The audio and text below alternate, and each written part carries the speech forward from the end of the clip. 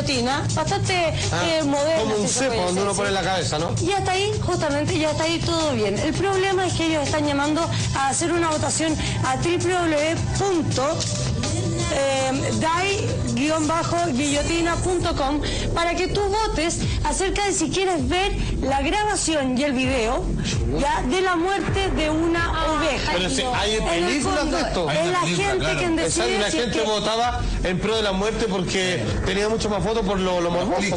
En el fondo es la misma gente la que tiene que decidir si es que la oveja que próximamente van a ver va a ser decapitada o no, y para mostrar de manera divertida, artística, cómo... No, lo que pasa es que esto está en plena votación, Maca. Pero ya pronto van a ver, ahí está la imagen de la parece oveja. Oveja. Muy bien, Salfate es una oveja, muy bien. Lindo, que Salfate pensaba que era una cabra. ¿Qué cosa? Sí, claro. Esto, fíjate, es en Inglaterra. Y ahí está la inocente oveja, ¿no es cierto?, donde ustedes tienen que, aviso, votar a través de www.dai-guillotine.com. Es una cabra, si es que sí tiene cacho, o no.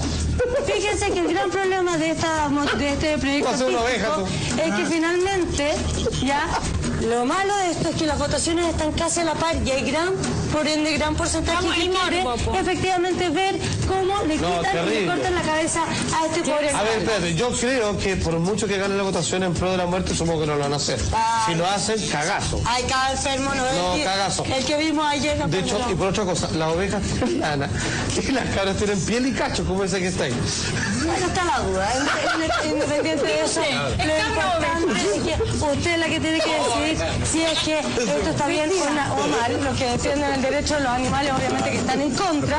Y hay otros enfermitos, como el de este video que acabamos de ver, que están a favor de matar a esta pobre oveja o cabra.